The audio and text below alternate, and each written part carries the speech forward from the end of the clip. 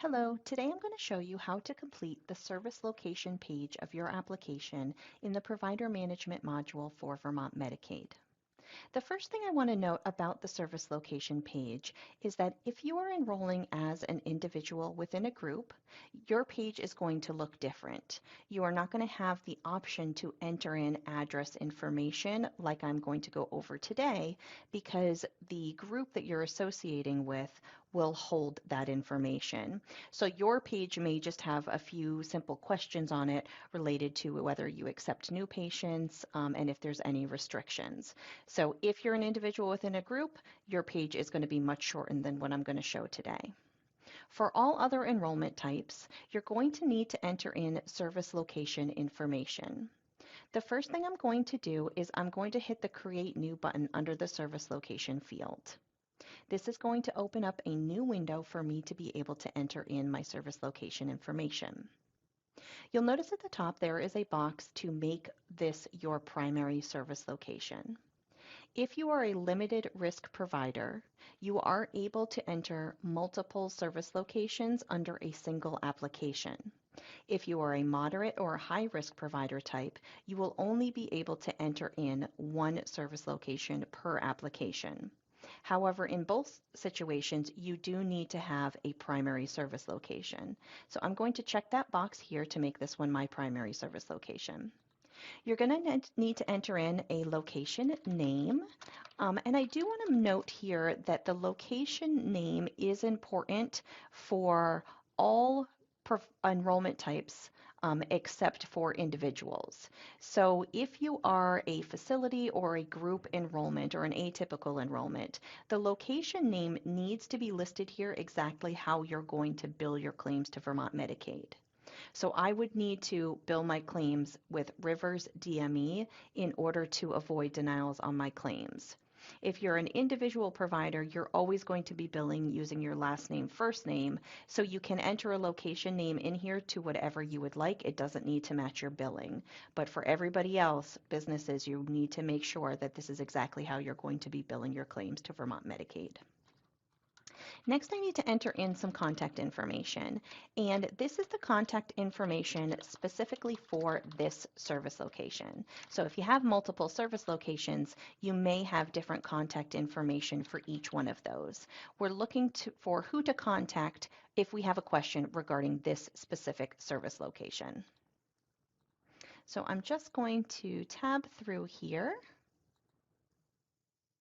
And then you'll notice that once you go through, it is going to go through that USPS software to validate the information. I'm going to accept the changes by clicking here on this line item. And again, if you do not want to accept the changes and you want to leave it as typed, you can hit the X button and it will keep everything that you've typed. Next, you'll notice that email is not required, but we do leave a place here for you to enter that information. And just like every contact information, we do recommend that you provide an email address. It's much easier to be able to get notifications and questions out to you via email than it is through the mail. Under that, you need to provide at least one phone number. So I'm going to do that by hitting Create New. And then I'm going to choose my phone type from the drop-down.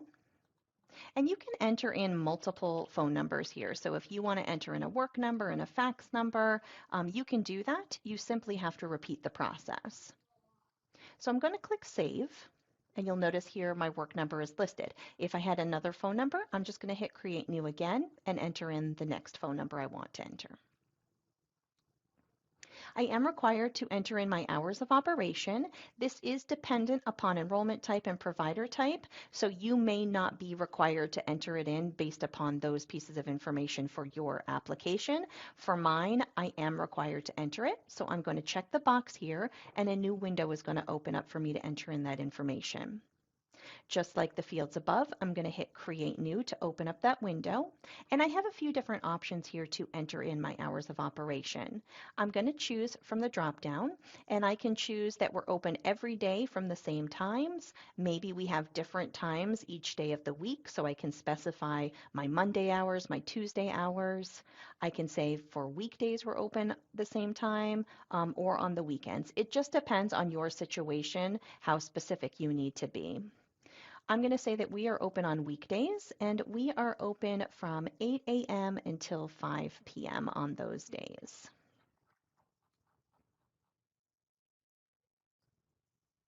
And then I'm going to click Save.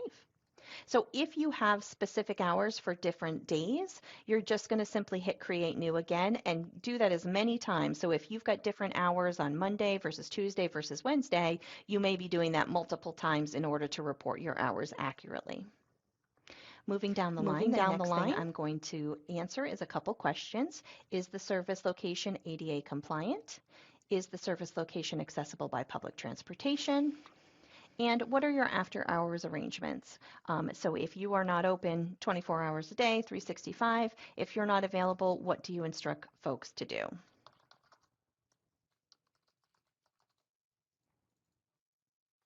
Once you've completed all the information, you can click Save. And that will bring you back to the service location page, and you can see here now I have an entry for my primary service location. You'll notice that I do not have a Create New button any longer, and that's because I've chosen a moderate or high risk provider type, so I can only enter in that one service location. If I have multiple service locations associated to this enrollment, I would need to complete this application and then start a new application to report my next service location. If you are a limited risk provider, the Create New button will still be presented to you, and you can just hit Create New again and enter in your next service location.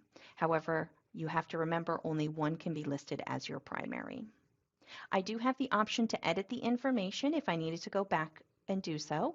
I would just click the Edit button here, and it's going to bring up all of the information that I've entered, and I can edit that anytime before I submit my application. Once you've completed all the necessary information and reported all applicable service locations, you're ready to click Save and continue and move on with your application.